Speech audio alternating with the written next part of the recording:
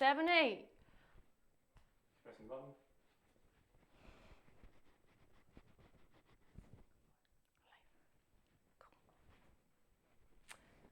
Hello everybody, I'm Rachel K Collier. I'm an electronic producer and performer. I'm also an independent artist. I've been self-releasing now and learning to market and produce since 2016. And alongside this whole journey, I've also had the best time ever diving into Ableton Live and trying to figure out the coolest ways that I can perform my whole productions. So in today's session, guys, I'm going to talk to you a little bit about my songwriting process, my production process, and then I'm also going to talk to you about like the headspaces and what I've learned over the past couple of years, how to transition from like a full production into a live production. I've got my live sets here, I've got the full production, I've got the live project as well. And also at the end of this stream, we're going to have a Q&A. So, you know, fire your questions away. The guys over in Berlin are going to be taking your questions. And then I've got a funky little iPad over there to answer them at the end of this session. So I really hope you can pick up some tips today and learn some stuff. I'm excited to be here. Yeah, let's get into it. I'm going to start talking about songwriting. And some of you guys who might know my history, most of you probably won't. I actually began, say, like my professional music career as a top liner, which means I just basically write only the melodies and lyrics for other people's beats and write for other artists. And I kind of fell into this. Started working with my first managers and it was cool, had some chart success, which was great for the bank account, and also was on a Grammy nominated album. So shout out to Matt Zoe, that was an amazing experience. But I got bored really quickly. I felt like I was only given sort of 5% of who I really am. And also I was kind of, had to be, you know, follow sort of guidelines of how the lyrics should be and what words I can and can't say. And anyway, after a while, I got super bored. I said to my managers, I was like, look guys, you know I'm a beginner, but I would really like to be a music producer and, you know, make my own beats from my melodies and lyrics. And they sort of laughed at me and just said, love, no chance, you know. Anyway, I was like, well, whatever. We parted ways and yeah, I started producing. I did really suck. But I did have a bit of songwriting experience, which I could then like put into my productions. And one thing I knew, which I had to do, and this was really super important to me, was when I was going to write my words, I really wanted to make sure that they meant something to me. Whether it's something I've experienced myself, something my friend was going through at the time, something I'm going through. I'm quite an honest person, and I really just wanted to write honest lyrics that say something and not lyrics to try and please Gary the A&R at the end of the hallway. So that's kind of how I set out to write lyrics, and I'm really proud to say that on my whole debut album, like every song on there from bottom to the top is something that's personal or something close to me that I've experienced. And that's the way I like to write my songs. And some of you might think, well, what if you're happy and like nothing's going on in your life or whatever? But there's always something going on, especially in this whole music industry game. Geez, there's loads of stuff. And sometimes even if I just have this one little emotion, I'll sort of like jump on Pinterest and search the emotion, like whether it's resilience or something like that. And you'll find loads of cool quotes and things that can inspire whole songs. And yeah, so I have a lot of fun writing lyrics, and I'm proud of what I have to say. So that's how I approach that front. But in today's session, I'm going to talk to you about a song, probably song that is closest to my heart, song that, yeah, one of the most honest songs I've ever written. It's a song called Tattoo, and it's about my little cousin Keris, who tragically passed away when she was 9 years old in an accident. I was super close with her. I lived with her at the time, and she played drums and she played piano when I was at college, and so I'd bring home some like random pieces of tech and she just used to come and knock my bedroom door, and we'd always play. And yeah, she was awesome, and I truly really miss her. And when I was finishing my album 18 months ago, I just thought, oh my god, like, how can I release a debut record without a song for Keris? I felt like it wouldn't be complete without that. So I was like, I'm going to write a song. I don't know how I'm going to write it. And because obviously it's quite a deep and emotional thing, and you know, the biggest thing my family have been through, and really trying to figure out a way to put this into words was hard. I was like, okay, how can I say this? I don't want it to be too sad. You know, she was an amazing girl. I want to also sort of celebrate her. But I was lying in bed one night, and this is when all my best ideas come. Just lying, brains calm down, I'm all chilled, and then boom, boom, boom, ideas. Really annoying actually, but on this occasion it was helpful. Me and my sister Lisa, like a few years prior, we had these tattoos on our wrists. It's a letter C for Keris, and then a butterfly, which is the symbol we use for her. There's loads of subtle references in like my things, the butterflies in my social media. This was her symbol, and this was the tattoo. And the reason we got this, well, the reason I got it was I just thought, well, you know what? She might not be here, but I'm still here, and I still remember her. And if I go and play a big festival show and, you know, she's on my wrist, she's kind of part of it. If I get married, if I do all these big things in my life, which she could never do, she's kind of with me, and she's doing that with me. And that's why I got the tattoo. And, you know, I thought, well, she's always just part of my skin. And then I was like, oh, hang on, that's what I'm going to write my song about. So yeah, it's the story of, you know, the tattoo and why. And I'm going to stop talking now, and I'm actually going to play it to you, because some of you guys probably don't know what I'm talking about here. So OBS, this thing is pretty cool. Check this out. So I've got the lyrics up there for you guys, so you can have a little look, and I'm going to play you the mixed and mastered version now. My production is all the colourful stuff you can see. The big blue waveform down here is the mixed and mastered version by Chris Harris. So let's play it, and then we're going to break down the track. I really hope you guys like it.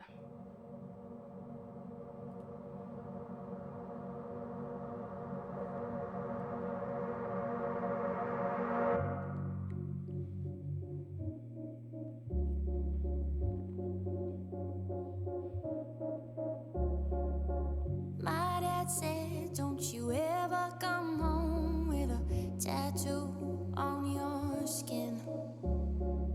There's always things out of our control. You can't stop them happening.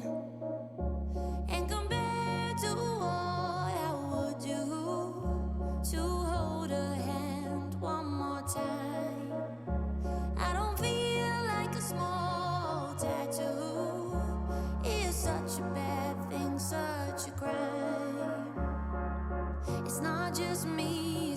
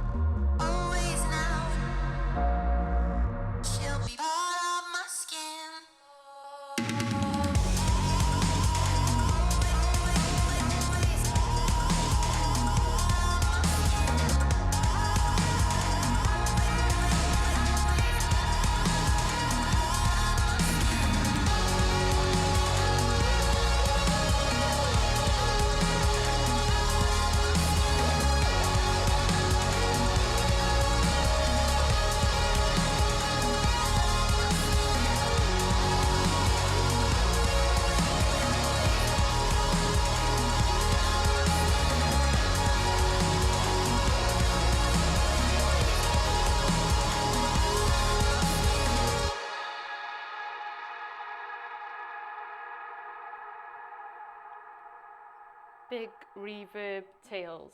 They're my favorite. So yeah, I hope you like the song, guys. I'm chuffed with it, actually, if I do say so myself. I just felt like it was a way I could tell the story of Keris, and now every time I play a show, you know, and I sort of, it's so sweet, all the audience, you know, they do little hearts, and for me it's really like sort of keeping her alive, and that's why this is so nice to do this with you guys too. I hope my auntie's watching. Yeah, so you guys could see the lyrics there. I hope that was helpful. I know sometimes it's hard to understand all the lyrics in songs, so I thought it would be good for you to see them. Let's get rid of them for now. And yeah, so before I dive in and kind of talk you through the production here, some of you might be interested to know, like, how do I even start? How do I begin? Like, what's my vibe? So I've been writing songs for a long time, since I was like 12, and I started off on just the keyboard and yeah, completely exhausted that. So I studied music technology, and when I sort of started this whole relationship with technology, there was no going back to the piano ever. So, and really truly the way I write is I respond to, like, you know, and you guys will be the same, you know, the sonics, the rhythms, they inspire different melodies for me, things that I wouldn't write if I was standing here like playing the chords on the piano. So I always like to just have something different, like a different stimulus for me to vibe to. And so amazingly, like live session view changed my whole production, writing, composer, has changed my life basically. I love writing in session view. I start, you know, I'm quite rough and ready, you know, I just throw things in, throw ideas in. I use it really like a colouring pad, you know. I don't judge myself too soon. I'll just throw in that idea. Oh, that's a bit rubbish. I'll try another one. Throw in that idea. And that's why I really love it to compose, because you then come up with these combination of things which you never would have done if you were like composing in this chronological format. So in session view, I like to really write quite a lot of the song. I like to do the main groove, the main bass line, maybe the main kind of riff on the synth, the vocals, verse, and the chorus, like melody. And what I do is when I feel like I've got that A and B part defined in session view, I'll bounce it out. I'll go away and write lyrics on my laptop or Pinterest, like I said earlier. And then I'll come back, record the vocals, and then I'll go hard then into arrangement view, where I'll go in on my automations and just everything, chopping things up, and yeah, really go into town then in the arrangement view.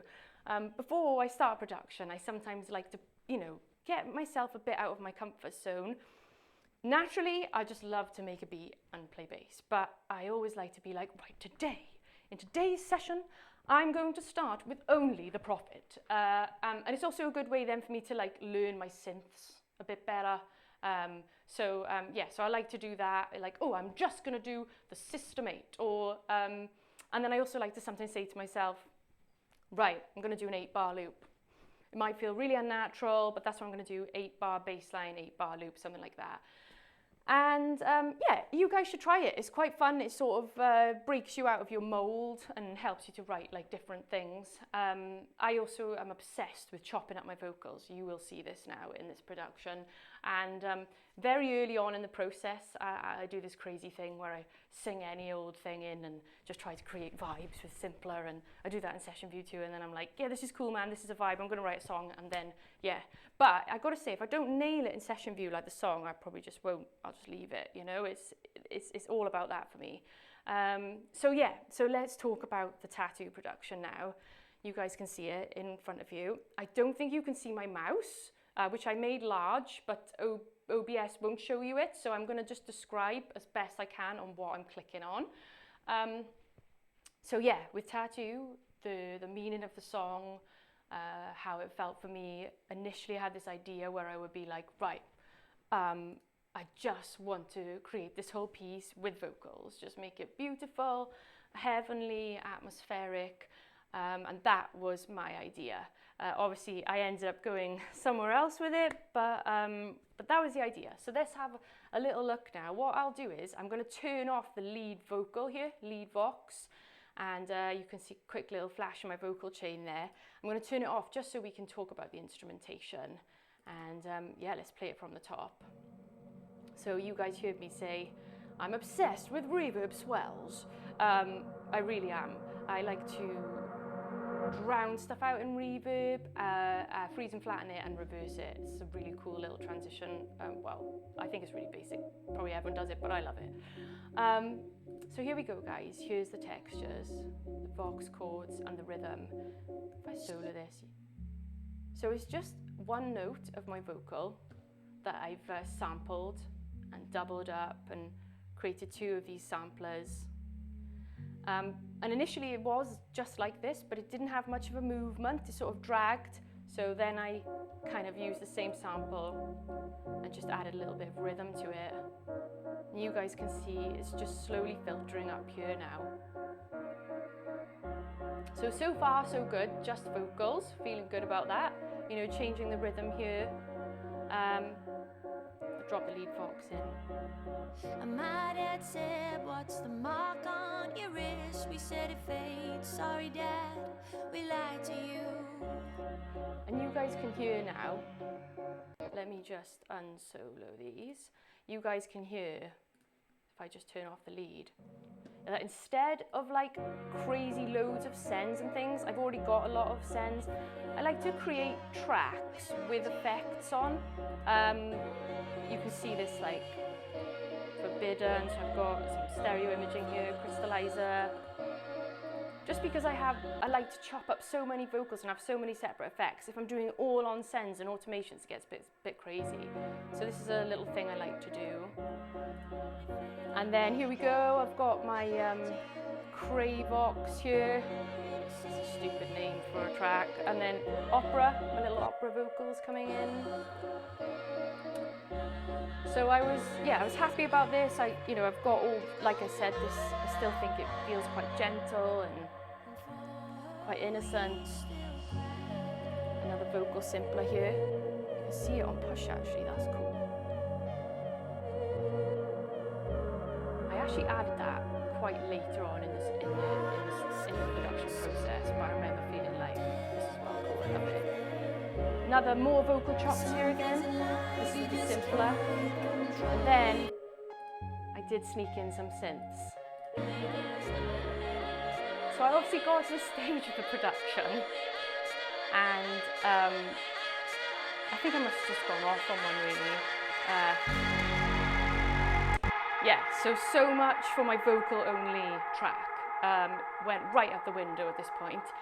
Like I said, I had this massive reverb tail and had my Korg Minimalist turned on, and it was just on the default patch, and I started playing this F sharp, and oh man, I was like, oh no, I've got to go there, and then I just went with it. I just thought, this is cool, man, I'm going to roll with it, I'm going to make a bass, and in the end I'm going to make a drop. Now obviously you can see that this flipping well, the beginning of the song was at 160 and 3/4, so we're not going to have, you know, an EDM waltz drop. So I've got two tempo changes here in the track. Right down at the bottom on the master track here, you can see it goes from 135 to 138. But the second section of the song is actually fairly straightforward. You know, it's four main parts. It's just our bass, drums, synths, and the vocal chops. So the bass, guys, right, it's worth checking this out, right? It's the yellow one here, 4 blobs. Check this out. So this is the mini log, and on it, you will see there are absolutely 0 plugins. So it just sounded so good, man, and I just layered it up 4 times. Again, I know that's breaking the rules. You know, you're not really meant to pan bass, but these 4 layers together just sounded like a monster. Got a right, got a left, got this extra like pulsy one down here. Yeah. And then obviously all together. I was just loving it. I was like, where am I going to go from here? I don't know. But yeah, so I just went with it. There's my bass, and I'll fly through these parts for you now, guys, just for you to see. So the drums, they're super fun. Now I am very much kind of like a workflow person. Whatever's closest to me, boom, that's what I'm going to play. I sometimes like to have limitations, whatever. Now I'm pretty terrible, to be honest, with my drum samples. I'm so unorganized, and that is why when Live 10 came out and they had all these awesome packs, I absolutely rinsed them. So I've got the Streets kit in here. It sounds so funny by itself. And then check this one out, War Soul kit from the Live 10 Suite pack. Yes. Little cowbell. Here's some toms.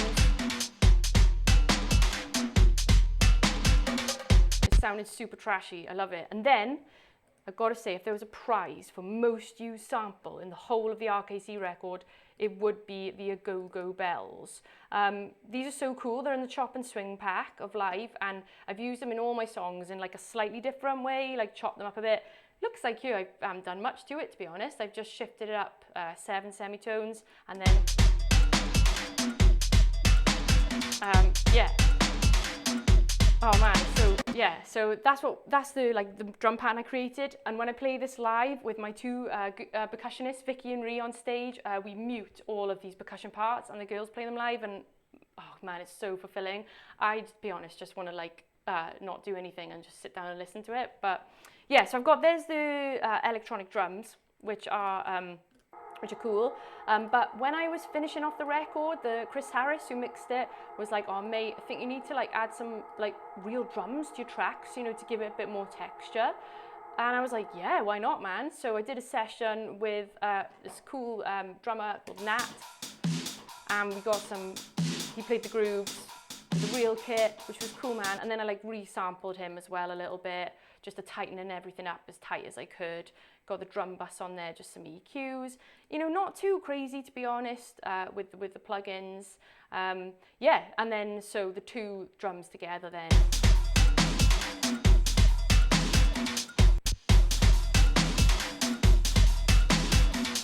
So yeah, chuffed with that. I thought that sounded cool. And then of course, any of you guys who are familiar with my music will know that I really love toms. So Addictive Drums, shout out to that amazing plugin which has so many cool toms.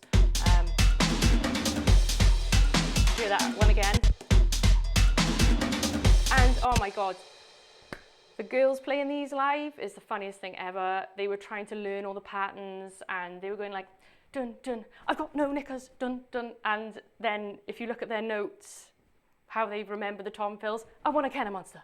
I want a Kenner Monster. They were like, RKC, what are your tom fills, for God's sake? They change all the time, but yeah, I love them. So there's the toms, there's the drums, and then really it's kind of not that much else, to be honest, which makes up the production. We've got the Vox chops that come in from the 3/4 section. They luckily worked in the 4/4 bit. Woo. Bit of EQ on there. And then if we move down then into the synths. So I had my King Korg on when I was making this album. This is really embarrassing, actually, this arpeggio riff. I listened to it yesterday when I was like preparing this presentation. I was like, flipping heck, did I not even quantize it? Anyway, that's me playing an arpeggio on the King Korg. But then, you know, with these riffs, it was actually kind of hard to find the right sound that felt happy and like celebrative and, I don't know, like big and epic, and yeah, but the King Korg did the job, man. And I play this live as well.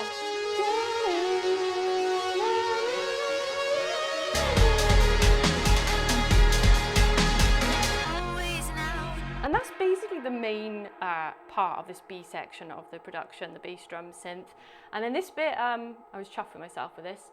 I wanted to get this always now, like this vocal from the 3/4 section into the 4/4 section. It wasn't kind of working. I'd recorded all the vocals at this point and done the session, and I was just like, oh man, you know what it's like when you can't be bothered to turn the microphone on. So I just sampled it and made it fit with the 4/4. 2, 3. 1, 2, 2, 3, 4. You guys can see I really like the overdrive. I use it a lot for the transitions and stuff like that. And again, here I've just chopped it all up.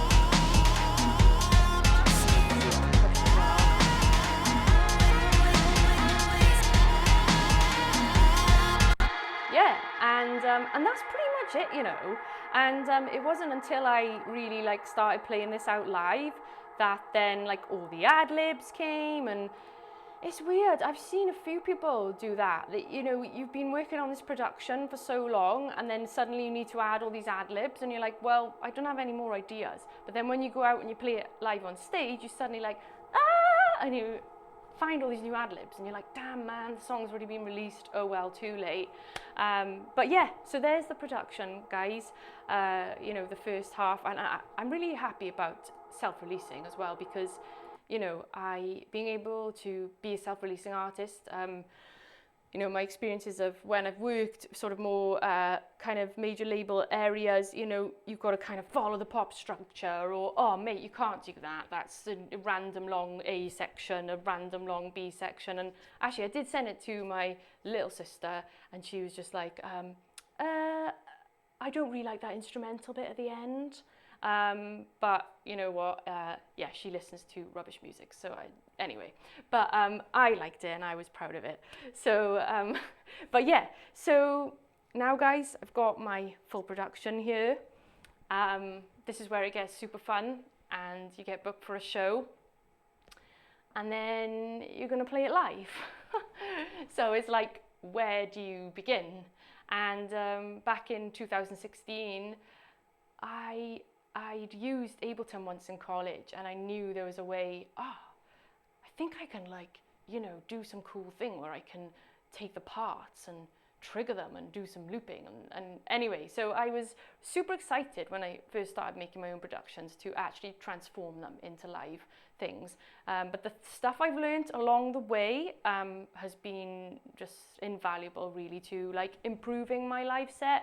And also I feel with a live set, it's really something that you can't get better at unless you put yourself out there, which I've sort of done. I've been around the world, which has been amazing, and stuff's gone tragically wrong and stuff's gone tragically right. So, but then I'm a lot more chilled out now. When I first started performing live with all my gear, it was just terrifying. But as the years have gone by now, I've become a bit more chilled out about it. But yeah, so this is what I've learned, right, guys? So I had my first performance, my first live set. Let me put the big camera on. We'll come back to this in a minute. So I had my first live set, and yeah, I took all my gear out, had all my studio with me, and I was like, I'm a producer now. I really want to show everyone what I can do. I want to do all these filters. I want to do all this sampling. I want to do all this. I want to do all this. So I took all my gear and yeah, ridiculously nervous. Suddenly I've got an audience in front of me. I was like, whoa, this has never happened before, and they're 10 feet away from me, and there's also not 4 cameras above me, and I'm standing there like doing all this tinkling and stuff, and pressing buttons or whatever, and everyone's just bored. I think like, I mean, even my music was terrible or whatever, but there was just this lack of connection, and I was like, okay, hang on a minute, man. I think I need to like make a little compromise here between me, you know, fulfilling, chin stroking, producer, kind of like, right, yeah, come on, I'm going to show you all my skills. But also to just like, wow, I need to make a good show here. I need to have a good interaction between myself and the audience. And so really what that meant was I needed to simplify stuff a little bit. I couldn't be going in and being like, I'm going to make every single part from this production and take 5 hours to create the vocal synth at the start, if you know what I mean. So I kind of figured out a way then, oh, okay, so I just need to make sure people understand what I'm doing when I'm on stage, because if they don't know what I'm doing, then to them I could actually be, hate to say it, but sending emails. So over the years, I figured out a cool way to perform live, which feels great, and I think the audience like it because we've been rebooked. And yeah, so what it effectively is stem DJing with as much live looping as I can. So the stem DJing will be like separating out stems and things that I want isolation on, that I want to trigger individually, that I want to maybe put some filters on. So I'll separate those stems out. The stems where, you know, say there's a verse section, I don't want anything to change, I'll bounce that down. But what I'll do is I'll remove all the parts that I can play live. So I can play the bass live, so I'll take that out of the clip that I'll bounce down. Oh, I'm doing the vocals live, so I'll remove that. I'm doing the effects live, so I'll make sure there's no effects on them. So you really like go in on those stems and bounce them out. And I think I call them like clips for live session or something like that. And so I have all my stems there, and then I have my synths and my vocals and, you know, bits of percussion, stuff like that. And then everything will run into the interface, and everything will run into Ableton, and I'll have all my channels ready to do loops. And what I've done is I've tried to build the set so it has a nice big contour.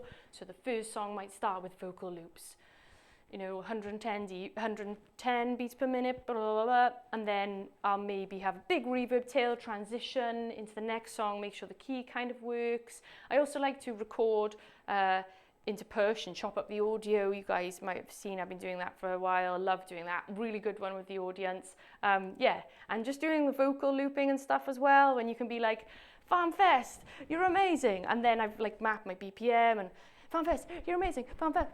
And then all the audience then filter, and then all the audience be like, they get it. They know what I'm doing, and it's also really fun for me.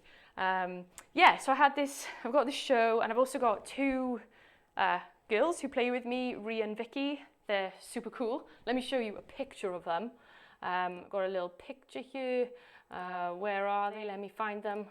There we go. So there's the girls, and they have like a full percussion rig each. And like I said, I'll mute all the percussion parts in my productions. I like to keep the kick and the snare because, you know, it's electronic music, man. We need to be tight.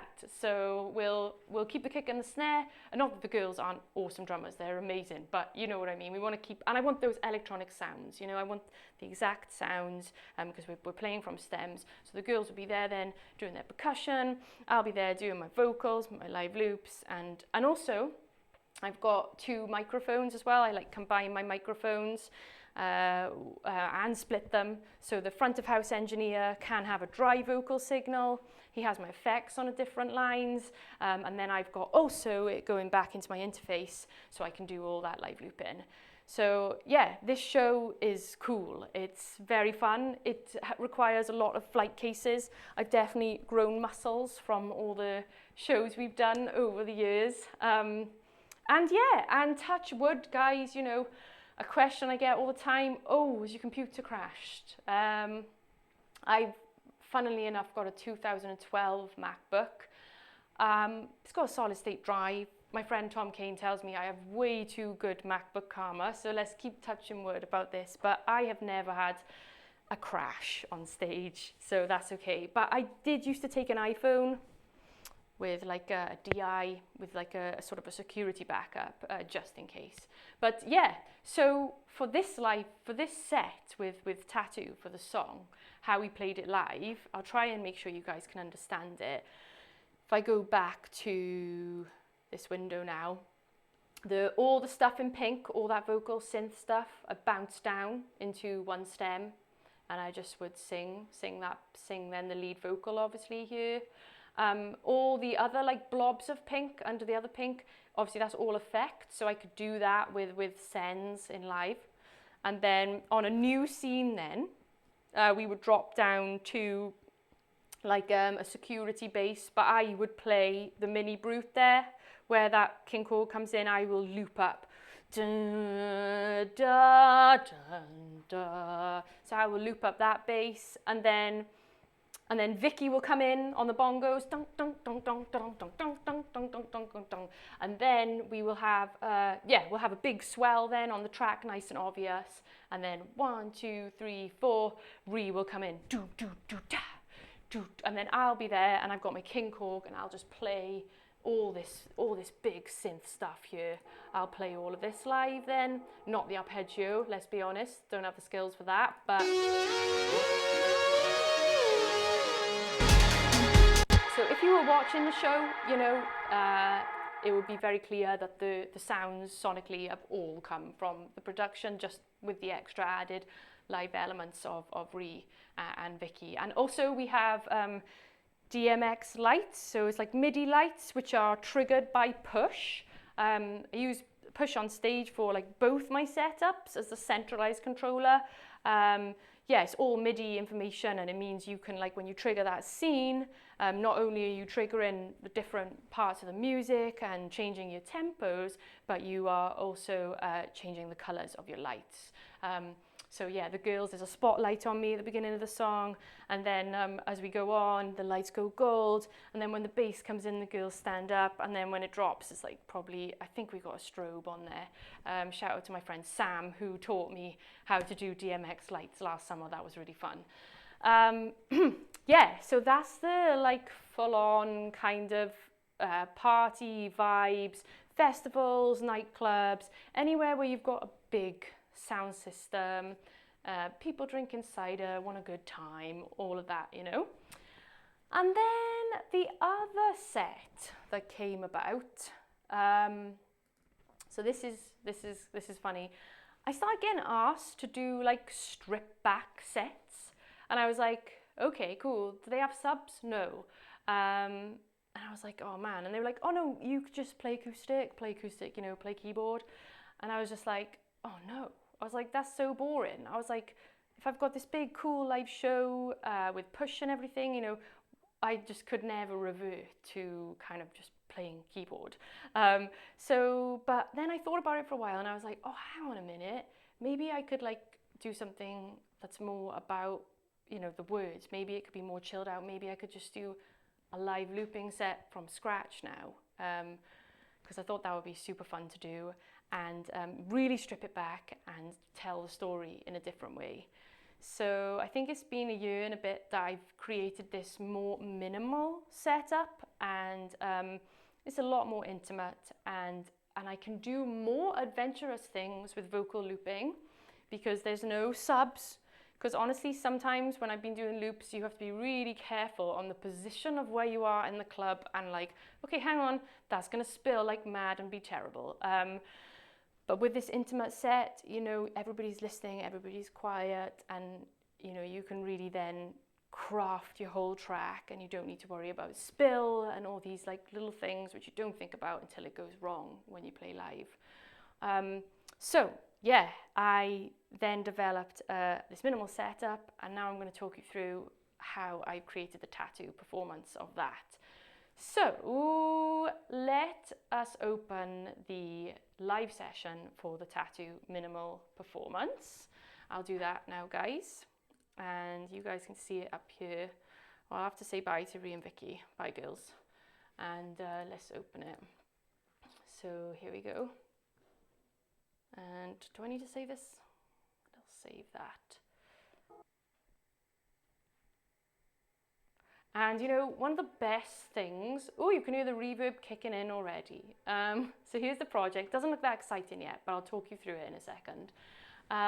So one of the coolest things, obviously, about the minimal live set, maybe I'll just switch that off for a sec, is, you know, like I said, I was carrying a lot of gear around. It's so nice then to actually kind of just switch back to super simple.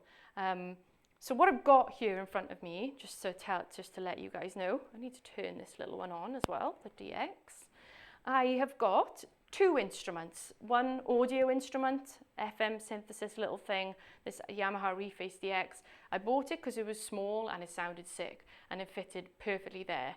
And yeah, it's got loads of like epic sounds on it actually. You know, like, where's this bass? So it's got loads of cool little sounds on it that really easy. I can program them and switch them quite simply. Then I've got like a little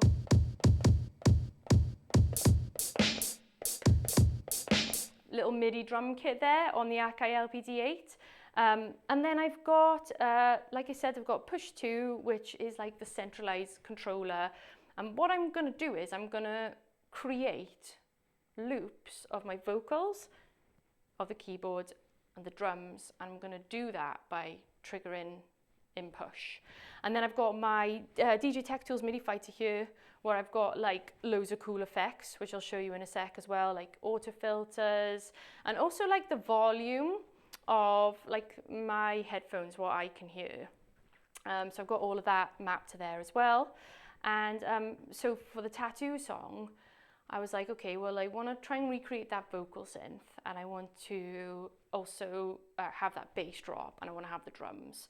And yeah, so I'm going to set up all these channels and basically make a new interpretation, a new way to tell a story with this gear. And I like to have minimal gear. I like to be a bit more limited. Sometimes because it just helps you to make decisions quicker when you've got all this stuff and blah, blah, blah, and MIDI mappings left, right, and center. And sometimes I just like to keep it simple. It makes a nice change. So yeah, so the synth is going into the interface, vocals going into the interface, the MIDI controllers are going into a USB hub. That's all going into live. Yeah, so what I'm going to do now, guys, I'm going to switch my headphones over because I've set up another mix where I can hear the click track, but you guys can't. So that's for performing. So let's do that.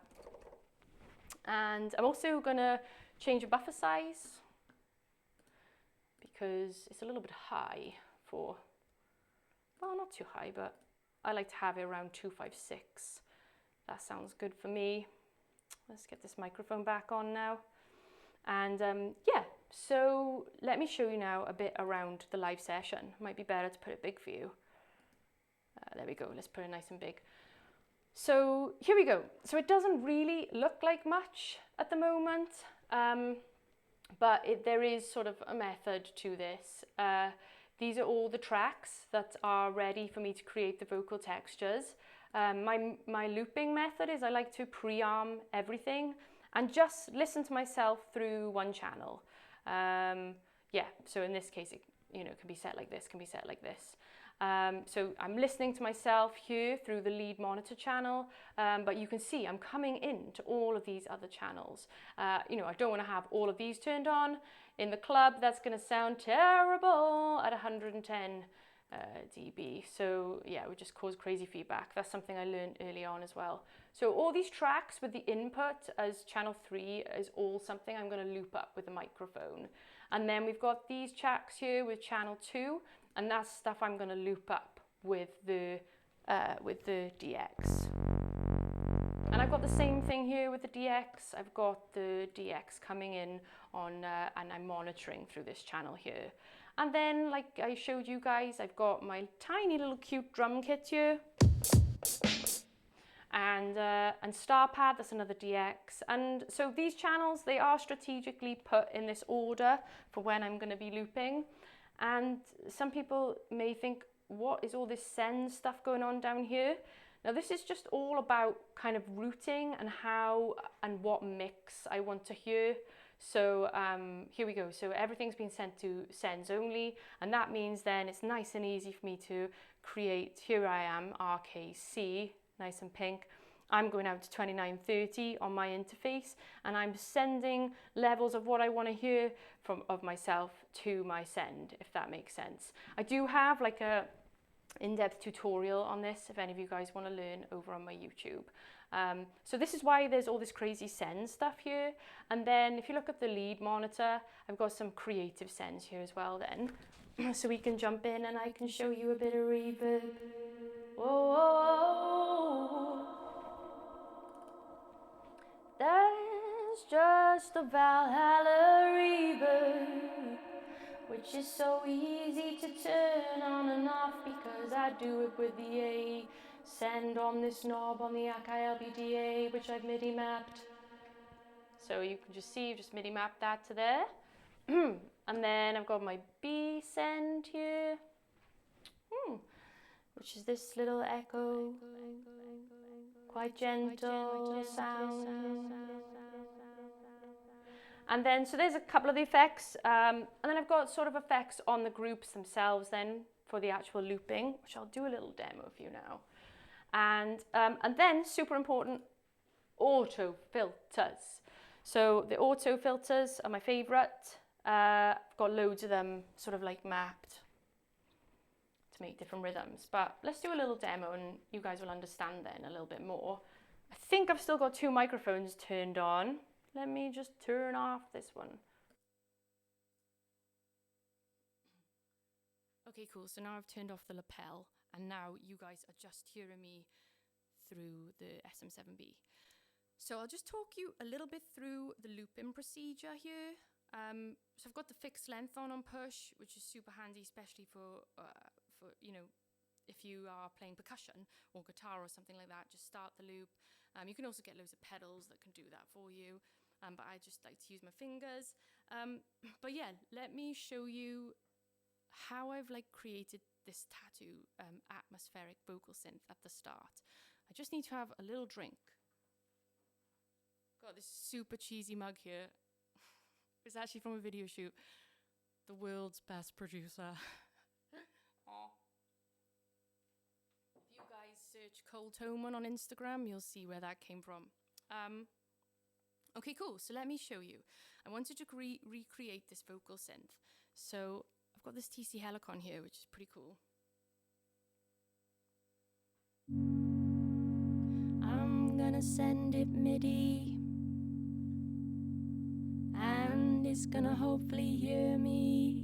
And then I can try to create a vocal synth at the beginning of the song. So metronome. Trigger the scene and make sure, obviously, right tempo, right time signature.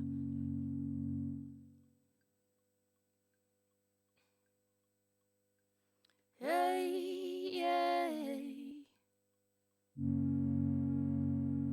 Oh, hey, yeah. Hey, yeah, yeah, hey, yeah, yeah, hey, yeah, yeah, hey, yeah, yeah. And then the fixed length. Got a filter on there. And a reverb.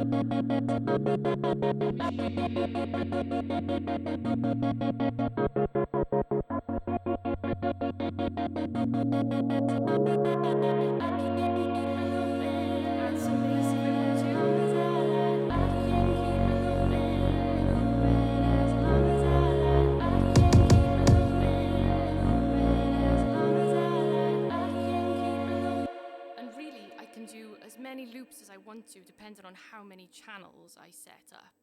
So this is the type of thing I pre-organize. I remember when I first did this stripped back set, it was so funny because I'd come from this like live set of all these stems, you know, and then what I used to call like, oh, I'll do a little page right on push and I've got my loop group. But then it was just opening a project with nothing in it. And it was kind of scary actually. What I did was, because obviously when you've got a set of 6 songs, which just looks like this, it was like, oh my God, how the hell am I going to know where I am? What tempo is which? I considered putting stickers all down the side of push. But then I was like, oh, no, it's cool. I can just make some empty clips and color them, and that will just indicate me where where that tempo is, where that 110 is, or whatever, wherever that 140 is. Yeah, so that's kind of like how I've set this project up. Like I said, all the tempos are down the side here. I'm trying to think if there's anything else you guys would like to see. Or maybe I should just sing for you now, guys. So let's switch the camera back to, not that one. Still gonna show you my screen. Cool, okay, and yeah, you guys can see everything here. Just gonna have a little drink from my amazing mug. Although, if I drink too much, it does make me burp, so pray for me.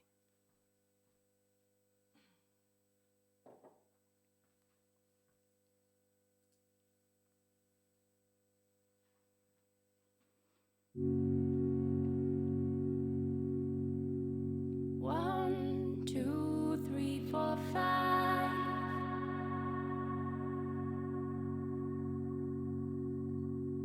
Hey, yeah, yeah, yeah, yeah, yeah, yeah,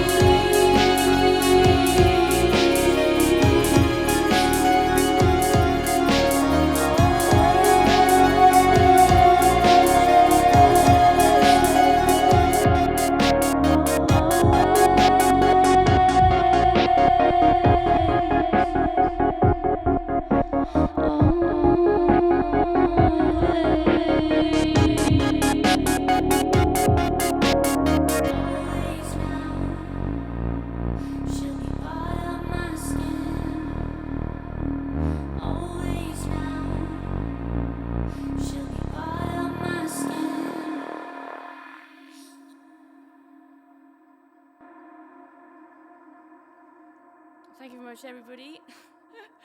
My voice is a little bit dry, actually. I think I've been talking too much. But yeah, I hope you enjoyed that. Maybe I'll turn this lapel back on, guys.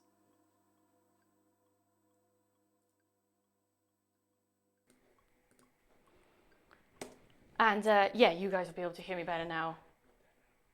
So, and oh, hang on a second. Let's just turn it down a touch as well. That's the feedback I'm getting from my team over here. My team that consists of Ben. Give it up for Ben, everybody. Yeah, cool. So to play that song in just a way where it's totally liberating, everything can go wrong, nothing can go wrong, and you really get to, you know, tell the story in a different way to the live party show. And it's also really fun, you know, as a musician to like recreate. Hang on, what can you guys see? Okay, that's cool. Just checking you couldn't see nothing then. You know, as a musician and everything, it's just really thrilling. So, because loads can go wrong. So that means if you get it right, you feel really good after it. And it's also really nice to just sing and yeah, really, really fun. And yeah, and it's simple. It's minimize to maximize. Everything in the box. There's not even any much Max for Live stuff there. I think in my other live set, there's a big Max for Live bit, but oh yeah, man, it's just Ableton and it is so great. And yeah, so, and that's why you guys are watching this, because you love Ableton and this is Ableton Loop at Home. So anyway, let's go to the questions. So I've got the iPad here. Do you put all your song stems in one live set? Yes, yes, absolutely. And okay, do I need to do it quite quickly? Read it out. Do you put all your song stems in one live set for your live performances, or do you have multiple live sets? So yeah, of course, I remember when I first started playing live, I'd like open the projects, you know, I'd be like, first song, okay, give me a minute, guys, and second song. And I used to do this. Let me just change this over as well. Hang on, just gonna swap that. Yeah, so before I kind of had the skills to like put them all in and tempo map, I used to open other projects, but that obviously only happened for like one show. Then I was like, I need to learn how to do this. And actually I got booked for a Czech Republic festival, Beats for Love, and they wanted an hour set. And I think the last gig I'd done was a project that I'd been opening between. So I just basically had to learn, and I had to learn fast. It's actually really easy though. You just kind of, I was actually helping one of my patrons with this the other day. So take all your stems, highlight it like this, copy, open another live set, paste, boom. Just make sure obviously the scenes aren't overlapping. It's really easy to do, man. And it's one of those feelings, right, I'm gonna join all my songs together into one set, woohoo. And that's why I try to keep all the mappings similar when I'm like doing a new live performance. I've got like a method, like these is where the vocal sends go, this is where the filters will go, this is where this goes, because then when you open a new project, all the mappings aren't totally different. Yeah, hope that answers your question. Okay, cool, so I gotta tap this now, is it? Number, there we are. So, how did you do that great arrangement? Tips for getting a great arrangement. I'm guessing this question came on earlier. That's really nice, thank you very much. Flip, how did I do it? Well, I guess the meaning of the song had a lot of importance, and that helped me to know I'm going to tell a story and it's going to be stripped back and atmospheric and heavenly. And then the second part of the song would be the celebration. And really, I kind of, oh God, this sounds really cheesy, but I kind of just followed where I was going musically. I think it's really important when you're producing music to make sure you allow yourself time to go off on one. I hate it. I never do it. If I've got an hour, right? I've got 1 hour and I've got a track I need to finish, I will not produce, because I think why I maybe did this arrangement was just allowing myself the time to sit there and see what happens. And I think with producing, that's really important. And then you just follow things, don't you? You end up taking this route which you may never have come across if you just thought, oh, I just need to set out and finish this track. So I would say tips for getting a great arrangement would be to allow yourself time to sit and experiment, and also not to judge yourself. Just go with it, be in that zone and do whatever comes out, and then analyze it later. And always think about the sonic stuff as well. I always like to try and fill the frequency range. So make sure you've got your low end covered, your mids and your highs. And not saying you need to put like a massive fat high, synth in the high range, and not like this, but subtly. And things like that can give like a full, rich arrangement as well. And an arrangement should have a story. They should have up, down, ups and downs and things like that, and just a path that you can follow. But definitely allow yourself time to kind of go with the music. How did you submit your first demo to get your first gig? Okay, I think my first demo to get my first gig was YouTube, actually. I remember the feeling though of being like, okay, who's gonna book me? I remember my manager at the time saying, you don't have a live show, you're not gonna get booked.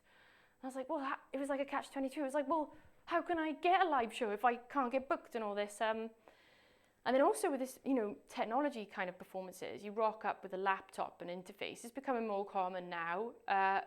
People be like, oh, do you want the drum kit, amps, and you'd be like, no, it's fine, I've got an interface, just need some DIs. And wow, it was quite a struggle, but I decided, look, I need to show that I've got a live set, I want to perform. So I just uploaded a video to YouTube, and I didn't really have any subscribers or followers, but it was there. So then at least we could send links of like, this is how I perform, this is what I do.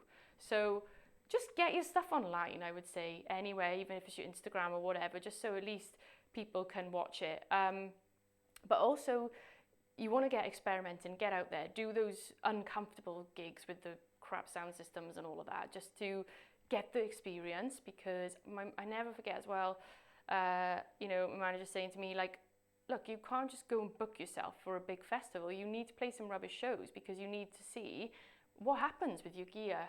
So that's really important as well as getting your first gig, is just making sure, even test it out in your mum's living room or something with a PA, or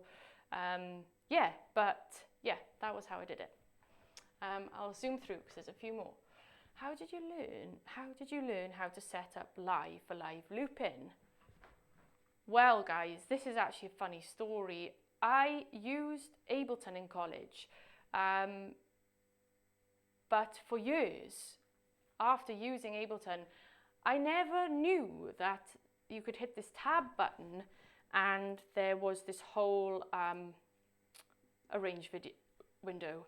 So my first experiences using Ableton was only this session view. So I thought it was literally a live looping thing. So how did I learn? I basically just started using it and playing with it and figuring stuff out, oh my God, if I press this scene on this side, then it's going to play all of the loops. And I remember early on having this really happy relationship when I used this program. And I just had a passion for it, I had a passion for learning more. And I feel like if there's anything you can think of with Ableton, you can make it happen somehow. But how did I learn? I just got stuck in. I just played with it until I made it work. I don't think anyone ever taught me how to use it. But there are loads of cool ways you can learn how to live loop now, obviously on YouTube and on the internet, with people using live. And I hope I helped you a little bit tonight as well. So yeah, cool. Let's go. Which question am I on? 6. Can you quickly go through the voice processing for live shows? Oh yeah, cool. Okay guys, so this is quite a big deal. And this is something I also learned the hard way. Played a show, South by Southwest, and it was like a BBC show and they record everything. And I had my vocals and my vocal effects coming out of, we separated out the lines in live. So the engineer had the vocal and the vocal effects on a stereo pair, and then the synths on a stereo pair, and then the drums. And but obviously, I'm singing and I'm doing all these effects, and they're recording it, but there's loads of noise in the room and it's picking up all the spill from all the drums. And then he sent me the mix of my singing, and geez, I thought, I need to quit, man. This is terrible. But luckily, the guy who recorded it is an amazing man called Andy Rogers. Shout out to Andy. I don't know if he's watching, but he is a really awesome guy. And we had a chat, and he's really into Ableton and synths too. And he was like, it's really great what you're doing, but you really need to separate your vocal out from the vocal effects, because when we record it, you know, those effects are picking up all this extra bass, that you don't want. And we can't EQ that enough, because we're going to be EQing your vocal as well. So he said, I need to separate the vocal effects from the lead vocal so they have control of those. So, and that's one thing. And then to avoid feedback, this is what I do. So I've got I've got my microphone, got my XLR, wish I had another XLR around here. So I've got my XLR, and what I do is I go into, you can either use like an XY XLR split or like a little splitter box, and I have a dry signal then going straight to the front of house engineer. So he has a dry vocal signal. Then I take the split signal into my interface where I can do all my looping. But I don't send that signal coming into my interface back out to front of house, because they've already got a dry one. But I do use that signal coming into my interface for my effects. And then that way they have a dry vocal and they have an effects channel. And then really, since I've been doing this, the engineer has so much control over the effects, dry vocal and track. I don't think I've had any feedback issues. I actually feel like, man, when people have feedback issues, I really just want to come to you and help you and fix it now, because at first it was really annoying and really scary, especially because I was using overdrives on everything. But then if you just split the signal and give them it as a dry signal, then and if you've got a decent engineer, I mean, some are terrible, but you should be okay. It's worked very well for me. So yeah, give it a go. I hope that answers your question. Number 7. Okay, do you have any tips on collaborating? I used to be more with the band vibe growing up, but I've gotten sucked into looping as I'm getting older. Thanks for your insight. Also, sweet elephant shirt. Thanks, dude. I didn't know what to wear for this, really. I dressed up earlier, but I look so stupid because I'm just kind of in the house, but whatever. Thank you. Any tips on collaborating? Oh my God, this is going to sound cliche, but online. I found Vicky, my second percussionist, on Instagram. I just put in hashtag female percussionist. And I found Vicky, and initially we played 1 or 2 shows together, and then we just become really good friends now. We write together now. My other percussionist, she's awesome. We went to college together. But tips for collaborating, I would say just get on and do it, because it is quite different, especially if you're a control freak like me. You know, you need to figure out which people you can bond and get on with. So I would say, instead of kind of waiting and wishing, hit them up and just say, hey, you know, would love to collab with you. Somebody will say yes, and even if it's maybe not the person that you wanted to like truly collab with, you should do it, because it'll be a practice for you to actually go through the motions and the feelings of what it feels like to collaborate. Yeah, and there's loads of cool things like online as well, like Target's notice board is a thing in the UK where people collaborate, and there's like loads of little independent forums and that. So if you like go down the rabbit hole a bit, you should find places where exactly there are like sort of hashtags just for collaborating. Yeah, thanks for the compliment on the shirt. Gear, okay, gear, let's go. Oh, right, okay, let's do it, guys. Which Addictive Drums sound pack and MIDI pack did you use for the song? Should we, I froze and flattened it. Oh man, you know what? It will be one of the rock drums. I quite like them. If I can open up the plugin now, it will be one of the rock toms kind of sounds. I like to play with them, and I like to crush them a lot. So I put like a Sound Toys decapitator on them, and just distort them as much as I can. I like the indie ones, the rock ones. I don't really like the electronic ones, they just don't suit my music. Like, you know, the red ones you see on the screen. And MIDI pack, I created the grooves myself with push, and I played the toms as well with push too. So I don't really use MIDI packs as such, but then the other drums are all in the Live 10 suite. Sorry, I can't be more specific. If I had the project open, I could tell you. But yeah, Addictive drums, they're really great. Shout out to XLN. Where did you get the colored knobs for push? And does the touch functionality still work? So, got these they're really old now, man. Look at them. Oh God. But these are from DJ Tech Tools, and they're a company, I think, in California. They're really cool. DJ Tech Tools, they make loads of colored knobs for loads of things. And no, I'm sorry, the touch functionality doesn't still work, but I don't need it for what I'm doing live on stage, so it's okay. And DJ Tech Tools, if you're listening, can you make some pink ones for push too? Thanks. Okay, let's do number 11.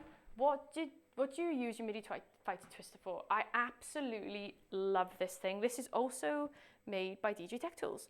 And I use it for all the auto filters.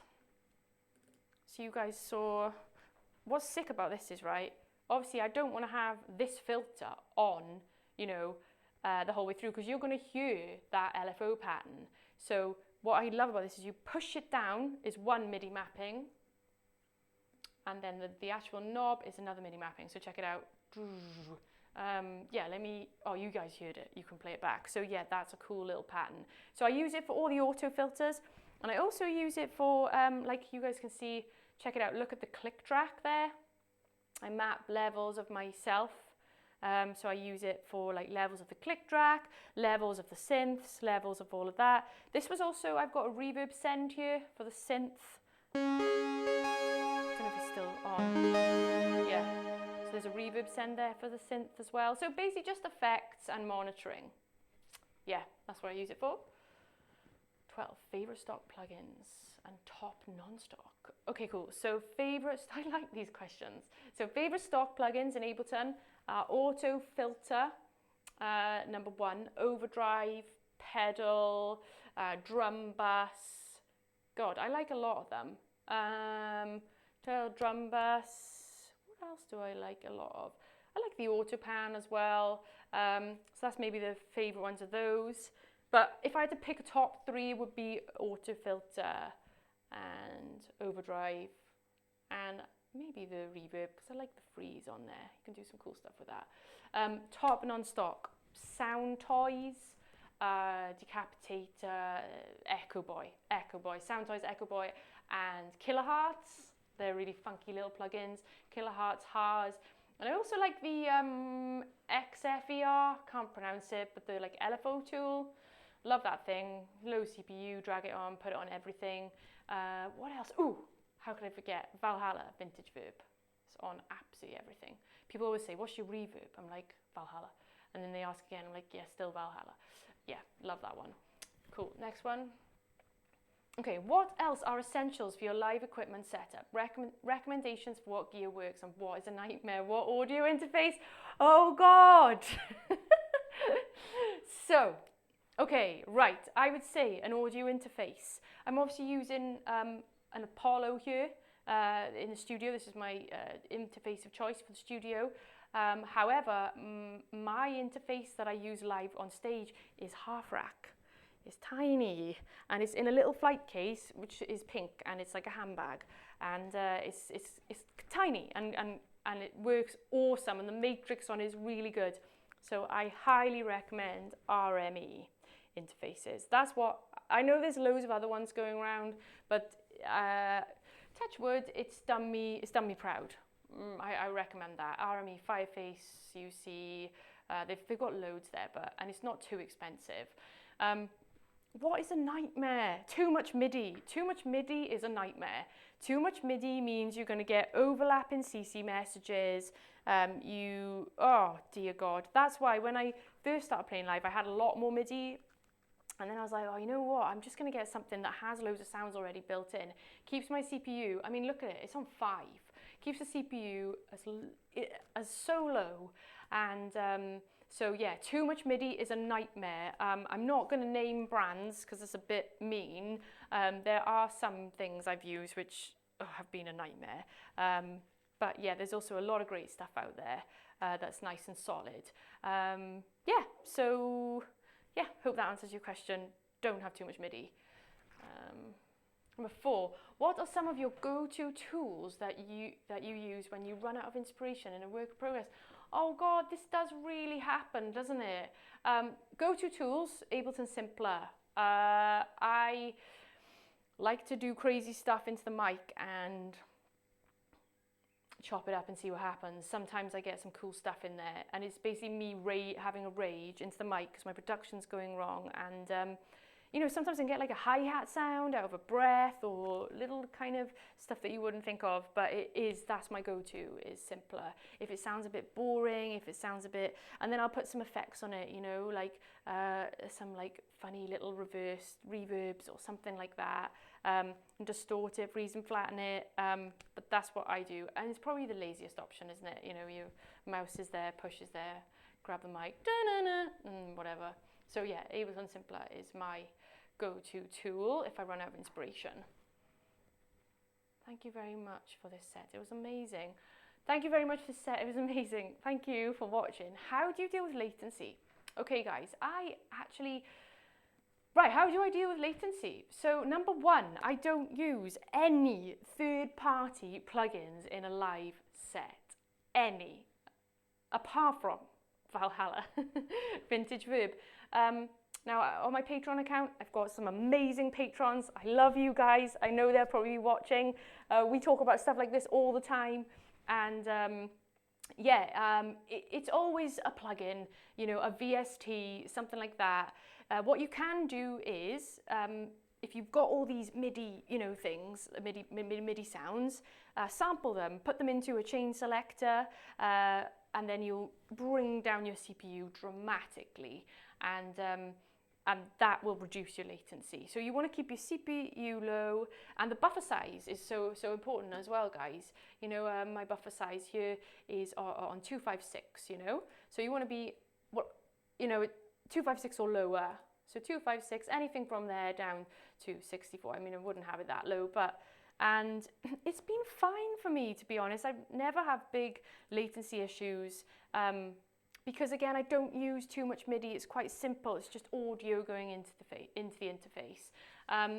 But if you are up against it and you're like, you know what, I can't play with Ableton because of latency, then something's wrong. You can fix that. I helped my friend Annie the other day. She's really funny. I think she might be watching. Shout out to Annie. She was changing everything, and then we were like, babe, the buffer. She was like, oh God, it was the buffer the whole time. So you can sort it out. So yeah, don't give up if you've got a latency problem. You will be able to fix it. How did you find a manager, and how do you recommend finding one? Oh my gosh. Okay, I've had quite a few managers, I'm not gonna lie. My first one I found because I went to a party and went to an after party, and this guy just said, hey, what do you do, love? And I said, oh, I'm a songwriter, you know, I was kind of a bit more shy back then. And he was like, oh, right, is it? And then he just gave me a CD and he said, go on then, go and write me a hook on this tune. And at the time I was like, oh my God, wow, you know, this is so cool. Someone's giving me a CD and I'm gonna write something over it, whoa. And I did, and anyway, this guy was like, oh yeah, I really like it. But a few months later, 6 months later, he got back in touch. And he started helping me with a few more things. And then it naturally evolved into my first management, which was, they were really cool actually, those guys. They did a lot of cool things for me back in the day, but we just had different ideas of where we want to go. And then I've fallen into other management things, and it's been a nightmare, some of them, absolute nightmare. I tell you what, I really wouldn't rush into getting a manager. It's like a marriage, you know, you really have to be, oh God, imagine having someone calling you up every day and telling you what to do and you think their ideas are rubbish. Like, you know, I've had some bad times actually with management, stuff that's ended in tears as well. But I would say, oh God, what's the best thing to do? I would say, right, you don't really sort of need one to begin with to get yourself off the ground. You can go for a while without one. But then in terms of finding one, I guess it's just anyone who offers you advice that you kind of trust, and people that you trust. You could maybe ask around other musicians if you know anyone who's looking, and the word kind of gets around. But it's weird, I've kind of fallen into things with management, some I haven't wanted to fall into, but I promise you it's not the be all and end all at the beginning of your career. Obviously, you know, now it's very helpful and great, but you can do a lot of stuff by yourself. But yeah, I just don't rush into it. My manager now is perfect, and we met a long time ago, again in a totally different situation. But yeah, I'm sorry I can't give you a proper straight answer to that. I'm 17. Hi Rachel, you talked earlier about a detailed tutorial on how to set up live sends, tracks, etc. for a live performance. Is that on my Patreon profile? No, it's not. It's on my YouTube channel. So you guys can watch that. It is live now on my YouTube channel. If you go to it, RKC Weekly, scroll along and you'll see like how to set up in-ear monitors. And yeah, there's a video on that. So hopefully that will help you out. Cool. 18, is it? This is the last question. How do you balance creating and engaging performance, fun work, not overloading yourself? Yeah, you've really hit the nail on the head there, because that's what I do. How do I balance it? Engaging performance, fun workflow. How do I balance it? Oh, let me read the question out again. So how do I balance creating an engaging performance and a fun workflow and not overloading yourself with things to do in live? So what I'll do is the engaging performance part, the part where it's not going to change, it's the verse, blah, blah, blah. I'll bounce that down into one clip, one scene, and then in that part of the song, I can maybe pick up my microphone and I can go out the front to the audience and perform and go for it. I can also do the big filters and, you know, people can see what I'm doing. But then the next section, for example, I might then do some live looping, which again is engaging for the audience, but I make it simple, you know, I make the live session actually quite simple. So it's just maybe 6 to 8, maybe 6 scenes where you just vary up a bit of freestyling with stuff that's a constant and you can keep practicing. So it's really, it's kind of, and when I shape my set, I like to do things like, right, the first song, what am I going to do that is cool in Ableton or like is a cool technology thing? I'll do a bit of live looping there. Okay, I've done that now. The second song, I'll switch it up. I'll do like some synth live looping or something like that. Yeah, I just keep it simple. All audio, all stems, which is audio. It's not overloading myself. It's just triggering scenes. I do this little technique, like a staircase thing on push, where I'll go like page right down, page right down, page right down. And I practice these transitions as well between the songs. So I practice the movements. And you know when you feel overloaded and it's not right. I don't think you should play a set when you feel overloaded.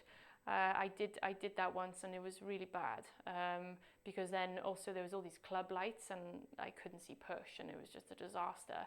I feel you should always make your show slightly easier actually than you're capable of, because when you add nerves to the package, that's something you can't practice. So I would say, yeah, go easy on yourself to start and then build stuff in, like build some finger drumming in, build it up, but start easy so that you get comfortable and confident with performing with Ableton.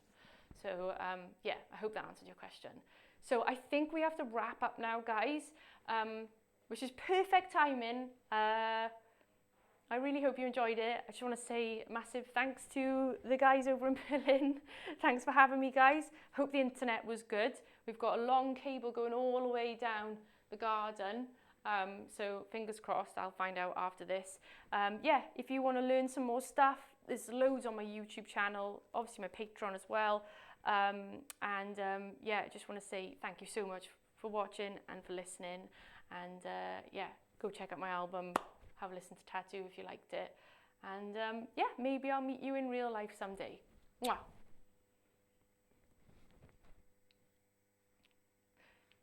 I think it's still streaming.